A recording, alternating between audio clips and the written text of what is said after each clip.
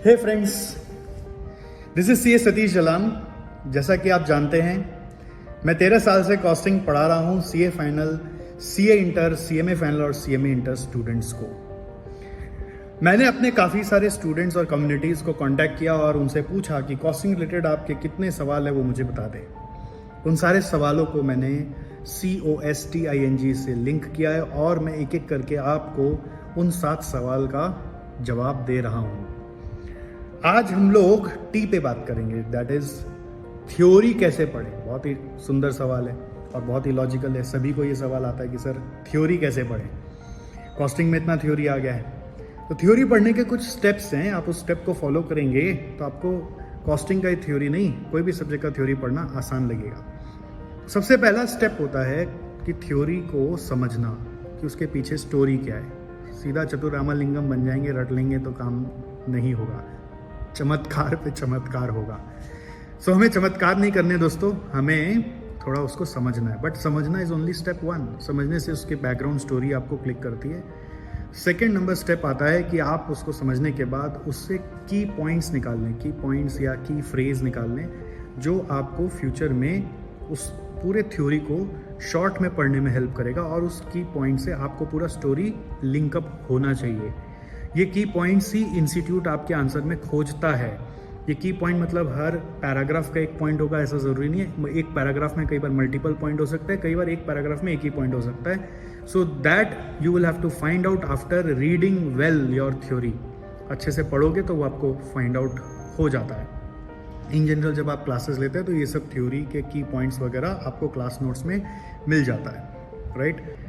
So now उस theory को, points को, उस थ्योरी के पॉइंट्स को आपको याद रखना है। That's the next step. याद रखना है। कैसे याद रखना है? याद रखना ही तो सबसे बड़ा डिफिकल्ट काम है। तो कभी कभी कुछ बच्चे होते हैं जिनको समझ में आ जाता है ना, तो वो पॉइंट्स ठीक याद भी रख लेते हैं। ये उन बच्चों का कैलिबर होता है। बट बहुतों के लिए वो याद रखना एक एक्स्ट्रा एफर्ट होता है। सिर्फ समझने से काम नहीं होता। ध्यान रखिए, समझने से हमें लगता है कि बहुत बार सिर्फ काम हो गया है, बट समझना इज स्टेप नंबर 1 मेरी नज़र में। Second step is keyword, third number is उसको याद रखना। याद कैसे रखें? याद रखने के लिए निमोनिक्स बनाओ। निमोनिक्स कैसे बनाते हैं? हर कीवर्ड का फर्स्ट अल्फ़ाबेट को लेकर, ऐसे आपके जितने अल्फ़ाबेट्स बन रहे हैं उसको लेकर कोई वर्ड बना दो। कुछ मूवी का नाम खोज लो, कुछ भी साधारण वर्ड वगैरह बना लो जो डे टू डे लाइफ में काम आता है। इस तरह से आपका निमोनिक्स बन जाने से आपको कीवर्ड्स याद हो जाते हैं। अगर कीवर्ड्स याद हो जाते हैं तो आपका काम बन जाएगा। तो 3 स्टेप है। सबसे पहला आपको थ्योरी की स्टोरी जाननी है, अंडरस्टैंडिंग करनी है। सेकंड स्टेप है आपको उसके कीवर्ड्स निकालने। कीवर्ड्स ऐसे निकालेंगे जिससे स्टोरी कनेक्ट हो जाए, बैकलिंक हो जाए।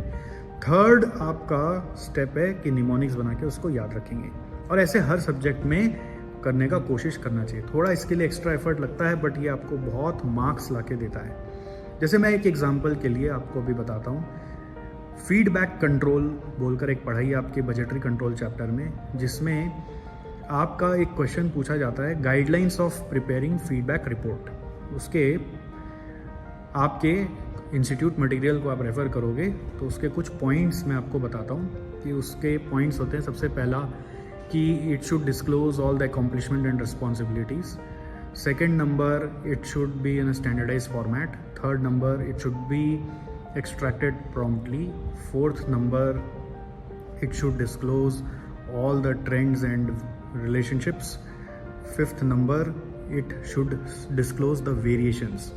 So अगर आप इस 5 को ब्रेक करोगे ना, इसका कीवर्ड्स निकालोगे, तो एक आपका कीवर्ड निकल गया जैसे अकॉम्प्लिशमेंट एंड रिस्पॉन्सिबिलिटी से AR निकाल दिया मैंने।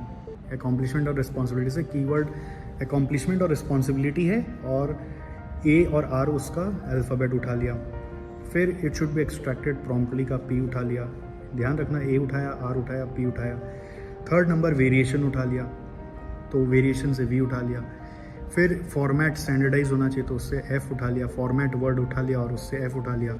और फिर आपका एक और जो था ट्रेंड और रिलेशनशिप, उससे R उठा लिया।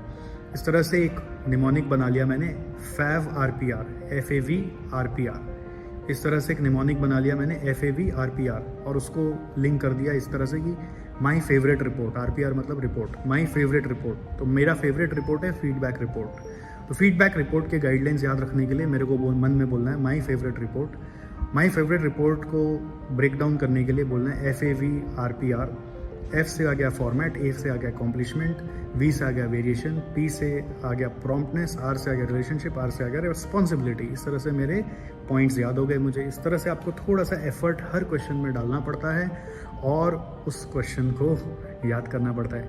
क्वेश्चन को भी एज इन पावर नोट्स के थ्रू या उसके साइड हेडिंग्स के थ्रू, एज वेल एज आपको अपने थ्योरी नोट्स को भी, जिसमें मान लीजिए वो किसी क्वेश्चन में डायरेक्टली अभी तक नहीं पूछा गया बट पढ़ना पड़ेगा, तो उसको भी याद रखना पड़ता है। आई होप ये मैसेज आपके लिए यूज़फुल रहा।